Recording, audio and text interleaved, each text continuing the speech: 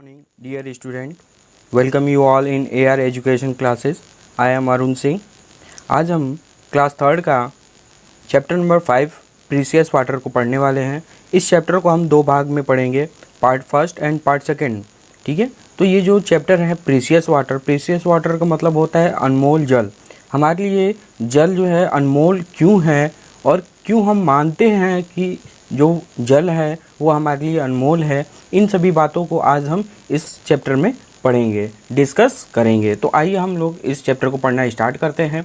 ये जो लड़का है ये बोल रहा है, dear friends, just as food all living beings need water also to live. प्रिय मित्रों, जैसा कि आप जानते हैं कि हमें जीने के लिए खाने की ज़रूरत पड़ती है, वैसे ही हमें जीने के लिए पानी की भी ज़रूरत पड़ती है. ठीक है. No plant, animal or human being can live without water. कोई भी पौधा, जानवर या मनुष्य पानी के बिना जीवित नहीं रह सकता है. So the water is precious thing. इसलिए जो वाटर है, पानी है, वो हमारे लिए क्या है, बहुत ही अनमोल वस्तु है. अनमोल वस्तु यानी कि थिंग्स है. ठीक है. तो इस चैप्टर को आगे की तरफ से पढ़ते हैं. Now we are going to study that why the water is precious for living beings. कहा जा रहा है, अब हम स्टडी करने जा रहे हैं कि पानी सजीवों के लिए क्यों अनमोल होता है. ठीक है. We use water for drinking, cooking, washing, bathing, growing crops and plants. कहा जा रहा है हम पानी का उपयोग पीने, खाना बनाने, धोने, नहाने और फसल उगाने के लिए इस्तेमाल करते हैं. ठीक है. जैसा कि आप फिगर में देख सकते हैं कि वाटर के जो सोर्सेज हैं वो किस तरह से होते हैं, हम इनका यूज़ कहाँ करते हैं. जैसे ये लड़की है, ये पौधों को पानी दे रही है, तो पौधों को पानी देने में हमें जल की ज़रूरत पड़ती है. ये लड़का नहा रहा है, तो नहाने के लिए हमें जल की ज़रूरत पड़ती है.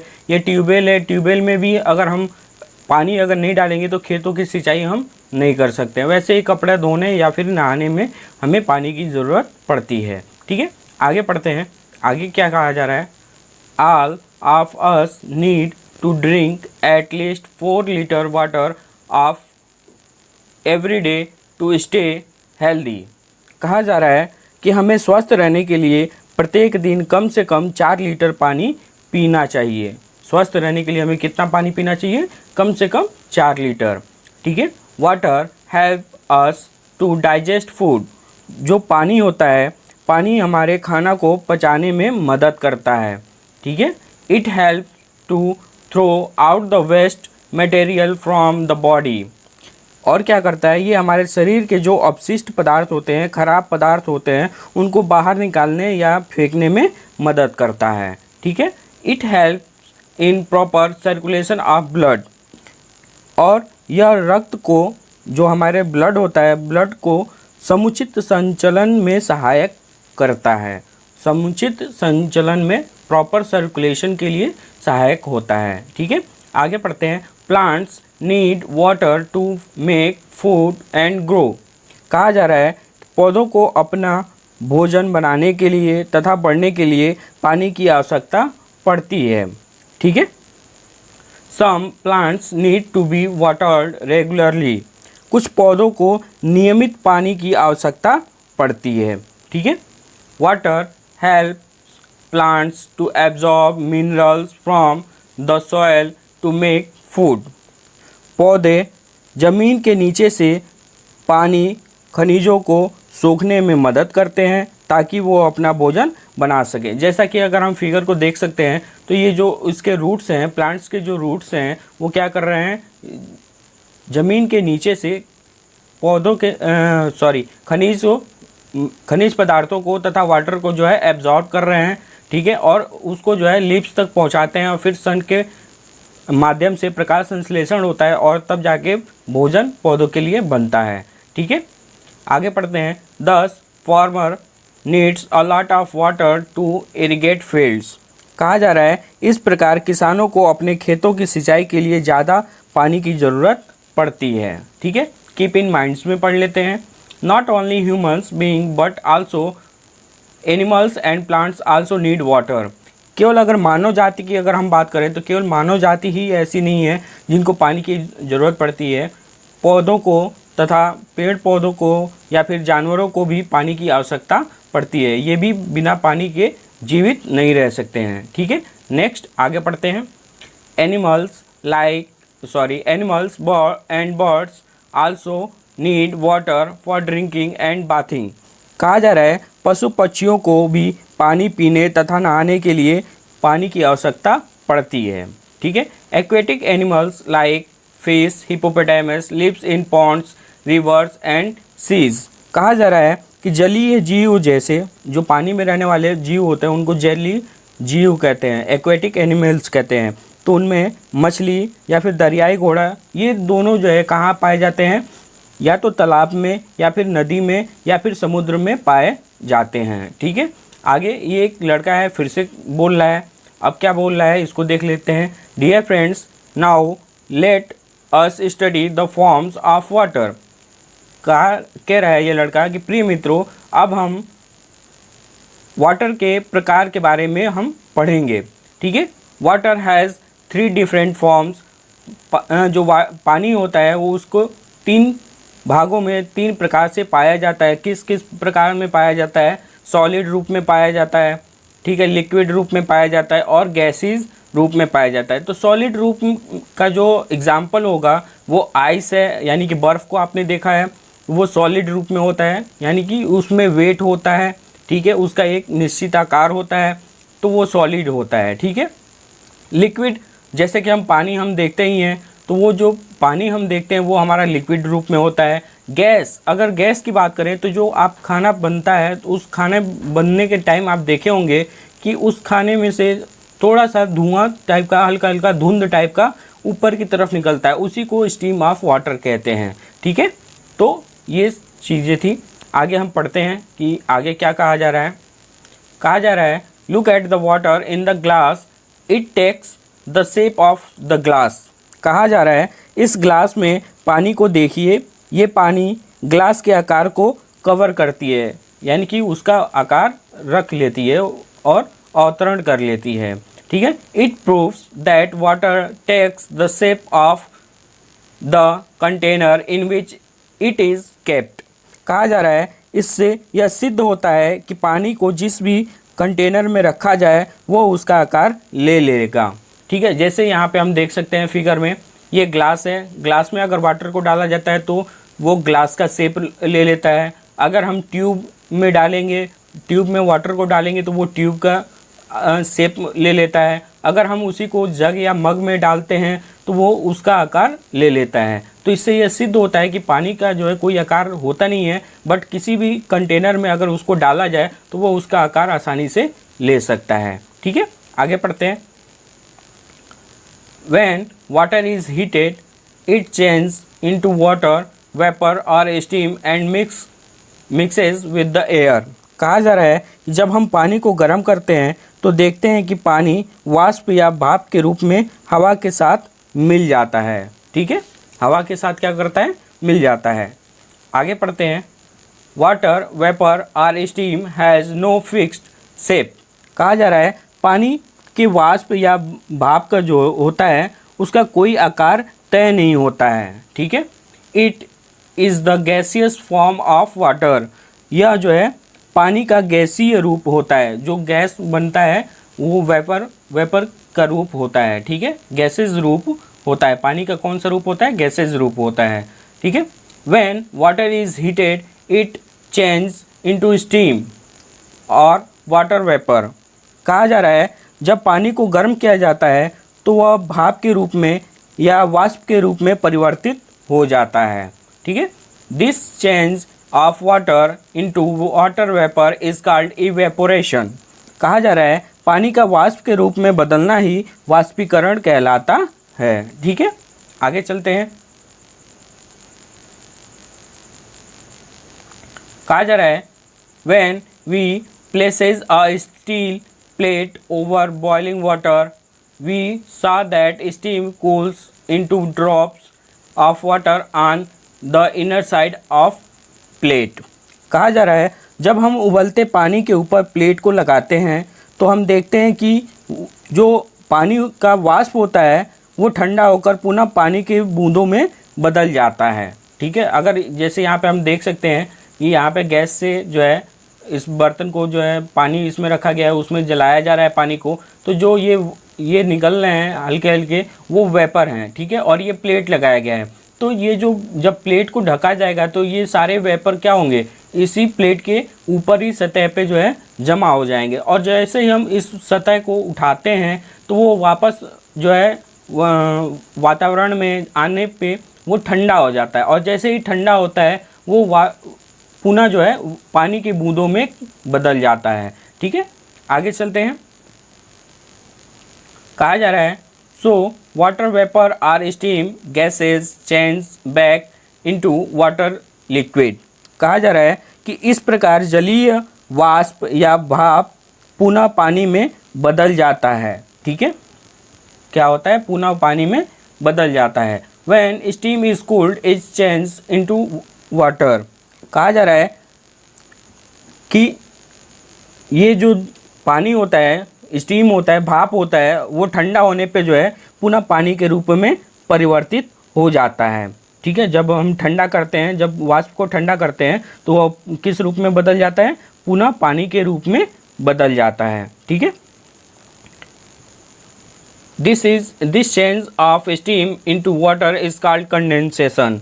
इस प्रकार जलीय वाष्प या भाप पुनः पानी में बदल जाता है, और यह तभी होता है जब वाष्प को यानी कि भाप को जो है ठंडा किया जाता है। ठीक है, और जब ये पानी जो है ठंडा होता है तो उस पानी को जब ठंडा होने पे वाष्प को ठंडा होने पे जब वो पानी के रूप में बदलता है तो उस परिवर्तन को हम क्या कहते हैं, कंडेंसेशन कहते हैं। कंडेंसेशन का मतलब होता है संघनन। ठीक है, तो उसको संघनन कहते हैं। जैसे अगर पानी को गर्म किया, गर्म करने के बाद से उसमें जो वेपर आए, वेपर को अगर हमने कूल किया, ठंडा किया, तो वो पुनः जो है लिक्विड के रूप में चेंज होते हैं, पानी के बूंदों में चेंज होते हैं, और जैसे ही वो चेंज होते हैं तो उन्हीं जो चेंज होने की प्रक्रिया होती है उनको हम क्या कहते हैं, कंडेंसेशन कहते हैं, या हिंदी में कहें तो संघनन कहते हैं। ठीक है, यहाँ पे कीप इन माइंड में दिया गया है water keeps changing it's shapes and form in the atmosphere. कहा जा रहा है कि वाटर जो होता है, पानी जो होता है, वो अपने शेप को जो है किसी भी शेप को आसानी से पकड़ लेता है, और जो एटमॉस्फेयर होता है, हमारा वातावरण होता है, उसमें ढल जाता है। ठीक है, water is present in A solid form like ice and snow. जो वाटर होता है वो हमारे सामने मौजूद होता है, सॉलिड रूप में मौजूद होता है। तो वो सॉलिड रूप कौन कौन सा होता है, या तो आइस होता है या फिर स्नो होता है। आइस का मतलब होता है बर्फ़ का टुकड़ा, और स्नो मतलब होता है बर्फ़। ठीक है, तो ये दोनों रूप जो है क्या होते हैं, सॉलिड रूप होते हैं। ठीक है, तो आगे चलते हैं, इसमें पढ़ते हैं और क्या लिखा हुआ है। ठीक है, पढ़ते हैं। कहा जा रहा है late us study what happens when water is cooled. कहा जा रहा है कि लेट अस स्टडी, अब हम अध्ययन करेंगे कि पानी कब ठंडा होता है। ठीक है, take an ice tray and fill it with water. अब क्या करते हैं, बर्फ़ का ट्रे लेकर उसमें हम पानी भरते हैं। ठीक है, फिर क्या देखते हैं, then keep it in the freezer of refrigerator. फिर उसे फ्रिज के फ्रीज़र में रख देते हैं। फ्रिज में जो है आपके फ्रीज़र होता है, उसमें आप उसको रख देंगे तो वो किस रूप में होगा वो आप जान लीजिए। ये आप फिगर देख सकते हैं। ठीक है, जब भी आपको फ्रिज ख़रीदना पड़ता है या आपके यहाँ फ्रिज होगा तो आपके पास ये एक कंटेनर टाइप का, एक बॉक्सेस टाइप के जो है बने होते हैं, ये जो है आपके फ्रीज़र में रखे जाते हैं। ठीक है, तो इसमें आप पानी भर लीजिएगा, और पानी भरने के साथ साथ उसको जो है फ्रीज़र में रख दीजिएगा। जैसे ही आप फ्रीज़र में रखेंगे तो कुछ समय बाद जब फ्रीज चालू रहेगा, और उसके बाद कुछ समय देखते हैं कि वो जो पानी हमने रखा था वो किस में कन्वर्ट हो चुका है, बर्फ़ में कन्वर्ट हो चुका है। ठीक है, तो वही चीज़ यहाँ पे कहा जा रहा है, after some time you will find that water liquid change into ice solid. ठीक है, कहा जा रहा है कि कुछ समय बाद पता चलता है कि पानी बर्फ़ में परिवर्तित हो जाता है। ठीक है, ice has a fixed shape जो बर्फ़ होता है उसका आकार तय होता है, एक निश्चित आकार होता है। ठोस का जो भी आकार होता है वो एक निश्चित आकार होता है, ठीक है। यहाँ पे लड़का फिर से बोल रहा है, dear friends now we are going to study the water cycle. प्रिय मित्रों, अब हम वाटर साइकिल के बारे में जानेंगे कि वाटर साइकिल होता क्या है, ठीक है। यहाँ पे पढ़ते हैं वाटर साइकिल में, water keeps changing it's form in the nature. कहा जा रहा है जल प्रकृति में अपना रूप बदलता रहता है, ठीक है। When the sun shine on rivers, lakes and ocean, some of the water changes into vapour with the heat of sunshine. कहा जा रहा है जब सूरज चमकता है तो उसकी उष्मा से तालाबों या नदी या समुद्रों का पानी जो है वाष्प के रूप में परिवर्तित हो जाता है, ठीक है। This water vapour rises high up into the air, collect and form clouds. कहा जा रहा है पानी का वाष्प जब ऊपर उठता है, जो पानी होता है, जब पानी का वाष्प जो है बदलता है, ठीक है, पानी जो है वाष्प के रूप में बदलता है तो वो ऊपर उठता है और हवा में मिलता है तो बादलों का निर्माण होता है, ठीक है। आगे, when clouds pass through cools areas the water vapour in clouds cools. कहा जा रहा है कि जब बादल ठंडे इलाकों से गुजरते हैं तो बादलों में पानी का जो है वाष्प वापस पानी के बूंदों में बदल जाता है, ठीक है। It changes back into water drops. ये पानी जो वाष्प होता है वो पुनः पानी के रूप में कन्वर्ट हो जाता है, बदल जाता है। These water drops come down in the form of rain. कहा जा रहा है कि यही पानी की बूंदें जो है बारिश का रूप लेती हैं। जो पानी जो है वाष्प होता है, जो वाष्प होता है वो उसका पानी जब बदलता है तो उस पानी को हम क्या कहते हैं, बारिश का रूप हम कहते हैं, ठीक है। जैसे कि आप हम फिगर में देख सकते हैं, यहाँ पे साइकिल एक बनाया गया है, ये चेन है। ये जैसे मान लीजिए एक रिवर है, रिवर में हम सन से एनर्जी देते हैं, ठीक है। एनर्जी मिला, उष्मा मिला, इसको उष्मा मिलने पे ये हीट होगा और हीट होने पे वेपोरेशन होना शुरू हो गया। तो ये जो आपकी लाइनिंग दिखा रही है कि ये वेपोरेशन है, ठीक है। जैसे ही वेपोरेशन होती हैं तो ये ऊपर की तरफ उठती हैं और जाके बादलों का निर्माण करती हैं। अब यही बादल जो है हल्के होते हैं तो हवा के साथ साथ ये बहना शुरू कर देते हैं। तो जब ये बहते हुए जाते हैं, उड़ते हुए जाते हैं तो कहीं किसी ठंडे जगह पे चले जाते हैं, और जहाँ ठंडे जगह पे जाने पे हम देखते हैं कि वो पानी जो है, जो वाष्प के रूप में बदला हुआ था, वो वाष्प क्या होता है, पुनः ठंडा होता है। और जैसे ही वो ठंडा होता है तो जो वेपर होता है वो किस रूप में कन्वर्ट होना शुरू हो जाता है, लिक्विड रूप में कन्वर्ट होना शुरू हो जाता है। तो जो लिक्विड होता है वो पुनः क्या होता है, हमारा बारिश का पानी होता है। और वही बारिश का पानी हमें नीचे मिलता है, ज़मीन पे मिलता है, और वही ज़मीन की पानी फिर इकट्ठा होकर सीधे नहरों या नदियों में जाती हैं और फिर वही वेपोरेशन की क्रिया चलती रहती है। इस तरीके से हमारा ये वाटर साइकिल बनता है, ठीक है। आगे हम पढ़ लेते हैं, some rain water collects in the ponds and lakes. कहा जा रहा है कि बारिश की कुछ पानी को इकट्ठा होकर तालाबों या झीलों में जाता है, ठीक है। It also flows in reverse and reaches back in the ocean. कहा जा रहा है जो बहाव बनकर नदी के माध्यम से पुनः समुद्रों में पहुंचता है। Water from these sources evaporates again due to the heat of the sun. इन स्रोतों से पानी सूरज की गर्मी के कारण फिर से वाष्पीकरण करता है या होता है, ठीक है। And so the water cycle goes on in the nature. कहा जा रहा है इस प्रकार प्रकृति में जल चक्र चलता रहता है, ठीक है। It is continuous natural process. यह सतत प्राकृतिक प्रक्रिया है। ये जो प्रक्रिया चलती है कि जो जल होता है, जल का वाष्पीकरण होता है, वाष्पीकरण से बादल बनते हैं, बादल से फिर जो है बारिश की बूंदें बनती है, बारिश की बूंदें बन के फिर तालाबों या नहरों या फिर समुद्रों में इकट्ठा होकर फिर वेपोरेशन की क्रिया होती है। तो जो ये प्रक्रिया होती है वो सतत प्राकृतिक प्रक्रिया होती है, ठीक है। तो आज के लिए हम यहाँ पे स्टॉप करते हैं, बाकी का जो है हम नेक्स्ट वीडियो में रीड करेंगे।